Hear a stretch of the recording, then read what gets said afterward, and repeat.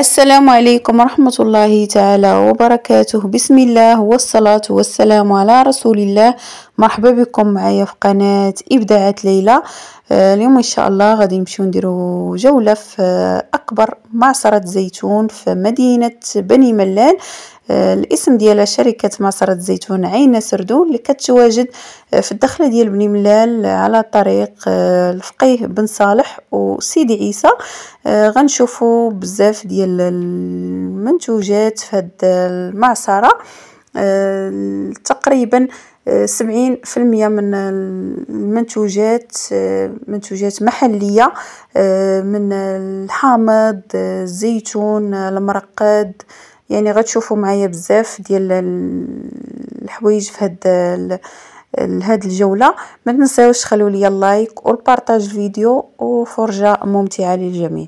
المهم اول حاجة غنبداو بها مستحضرات ديال التجميل. كيف ما كتلاحظوا معايا كاينين هنا زيوت، جميع انواع الزيوت. كاين زيت ارغان، زيت اليازير، زيت الحامض، تقريبا كاع الزيوت اللي ممكن تحتاجيهم. كاينين زيت الحلبة متوفرين في هذا المكان.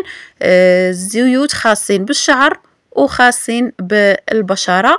كاينين كريمات خاصين بالبشرة كذلك وبالشعر. كاينين تبريمات، كاين الماء الورد، كاين الصابونيات. مهم هاد المنتوجات كلها طبيعية 100%.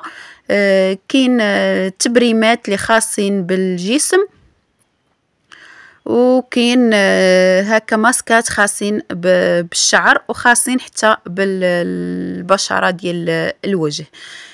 مهم غنمشيو دابا للمخللات. كيف ما كتشوفوا معايا هذا الجناح ديال المخللات اللي كيتواجد الزيتون الاخضر والزيتون الاحمر اللي مرقد في هكا سطيلات. مهم بدون مواد حافظة وبدون صودا، بطريقة طبيعية كيف قلت لكم، معتمدين على الطبيعي 100%. كاين داك الخيار المخلل، كاين الهريسة، كاين الفلفلة الحارة. وكيف قلت قبل ان هاد المنتوجات اللي متواجدين في هاد المعصرة يعني 70% من منتوجات محلية، والأثمنة مناسبة. كيف ما كتشوفوا معايا هنايا كتبدا الثمن من 10 دراهم الفوق. وغنمشيو للتوابل.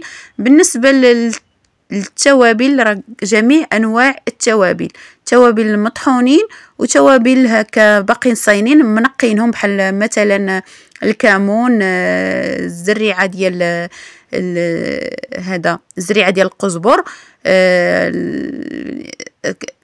منقينهم ومدايرينهم في هكا في بلاستيكات. كيف ما كتشوفوا معايا لومبالاج ديالهم راه مزيان، دا جودة عالية. والأثمنة كيف ما كتشوفوا معايا الأثمنة مناسبة. هما تاهما شديت لكم معاهم حتى الأثمنة. وباقا غنشارك معكم حتى الكتالوج او الكتاب اللي عطاني صاحب المعصرة. غنخلي لكم الصورة ديالو هنا الفوق. يعني هذا الكتاب خاصو حلقة خاصة بي، يعني فيه حتى هكا التخفيضات في المنتوجات. وهنايا نمشيو الزيتون المرقد بالشرمولة طبيعية كيف ما كتلاحظوا معايا، يعني أكياس الزيتون مفرغة من الهواء. هنا كاين زيتون الكحل اللي يبدا الثمن ديالو من 35 درهم الكيلو. وكاين الزيتون الاخضر تا هو بشرموله حاره وشرموله حلوه. وكاين الزيتون الاحمر بالشرموله حلوه وشرموله حاره. وكاين حاطين هكايا اللي بغى يذوق عاد يشري، يعني الزيتون الاسود والزيتون الاخضر. وكاين حتى اللي بغى يذوق هكا زيت الزيتون. يعني هاد الناس اللي عمرها دارها اصحاب هاد المعصره، كاين اللي ما كيشريش كيدخل غير يذوق هكا ولا ياكل ويخرج. حاطين الخبز، حاطين هكا الزيتون اللي بغى يذوقو، وحاطين حتى اي حاجه بغيتي تاخذها كتذوق منها، حتى العسل حتى الاملو. وانتم غتشوفوا معايا هكا في الصور. مهم هذا زيتون اخضر مرقد من السلاله. كاين هكا سطيلات كبار كيبداو من كيلو حتى ل5 كيلو. كاينين دايرين هكا في بوديزات كيف ما كتلاحظوا معايا. المهم مرقدين كل شيء طبيعي، راه ما كاين لا صودا لا حتى شي حاجه.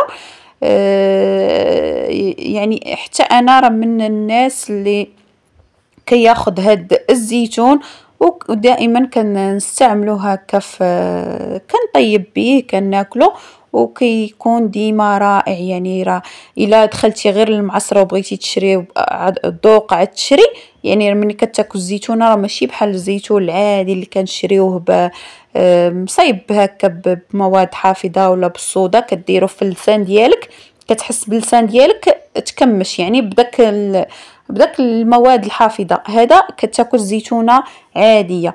وهادو كيف ما كتشوفوا معايا المخللات، يعني هذا الحامض المرقد، المهم دايرينه في البلاستيكات ودايرينه حتى في هكا في سطيلات. مهم هذا الزيتون ديال الطياب بالنسبه للزيتون الترقاد، وهذا الزيتون اسود بلدي كيف ما كتلاحظوا معايا حتى هو دايرينه في اكياس. وكاين هنايا في سطيلات. الثمن ديال الكيس 35 درهم كما كتشوفوا معايا في الصور، وديال السطله 50 درهم. راك شفتوا السهم هابط عند السطيله. وهنا كاين الزيتون الاحمر البلدي حتى هو على حسب الطياب. هكايا الناس اللي كيديروه مع الدجاج المحمر ولا كيديروه في طويجنات، كاين حتى هو في الاكياس اللي دايرينهم مرقدينهم. الثمن ديال البلاستيكه حتى هو 30 درهم. والثمن ديال السطله اللي فيها الزيتون الاحمر مرقد الخاص بالطاجين اولا بالدجاج دايره 50 درهم. ومشيو الزيتون البلدي، الزيتون اسود بدون ملح. وهنا الزيتون المسوس اللي بغى ياخذ زيتون بلا ملح بلا حتى شي حاجه. المهم حتى انا راه خديت منه، جبتو حتى للدار وعاود غسلته وحطيته حتى تسقطر مزيان، ما لحقاش ما كيديروش فيه مواد حافظه، كيخليو فيه غير داك سميتو تخليو فيه غير داك المرجان، هو تيكون كماده حافظه ليه. وهنا نمشيو لهذا الاملو. كاين املو ديال اللوز وكاوكاو، كاين املو ديال كاوكاو، يعني وكل الثمن ديالو كل والمذاق ديالو. وكيف قلت لكم حاطين حتى للناس اللي بغى يذوق هكا عاد يشري كيذوق، وكاين اللي كيذوق وما كيشري حتى شي حاجه. يعني كيتبدا الثمن ديالو من 70 درهم الفوق، يعني كل على حسب المقدوره ديالو، كل على حسب اللي على حسب شحال بغى يشري.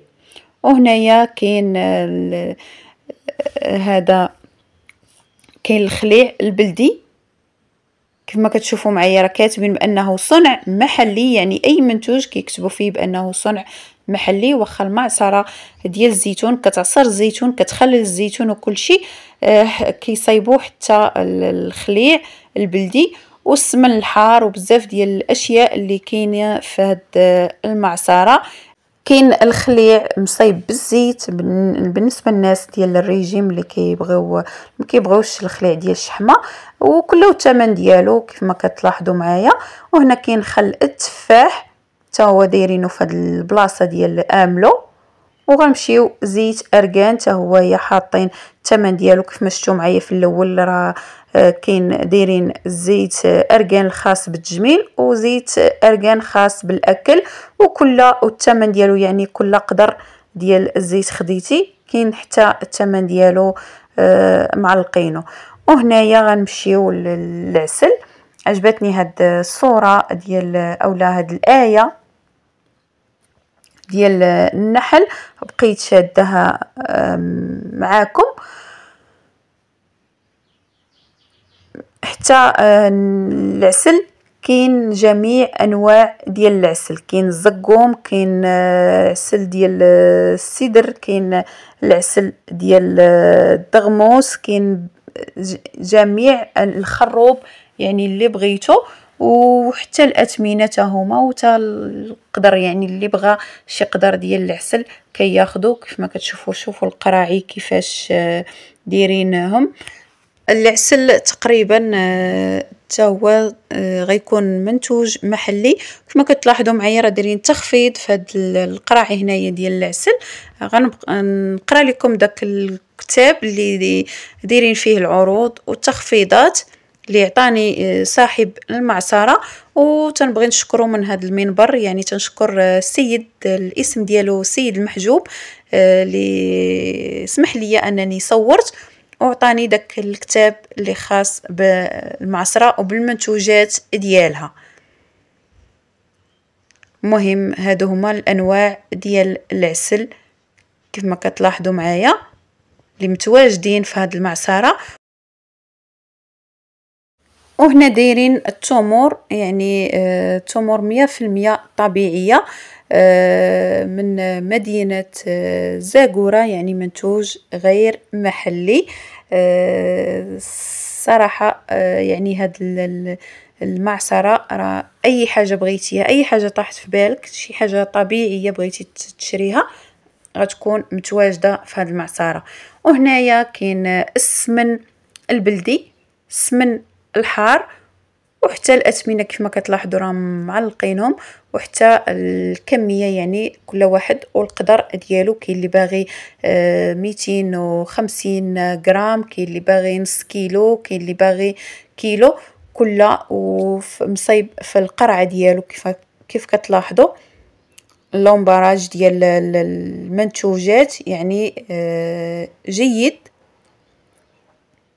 وهنا الخليع كيف شفتوا معايا في الجهه الاولى، هذا الخليع ديال الزيت والخليع ديال الشحمه.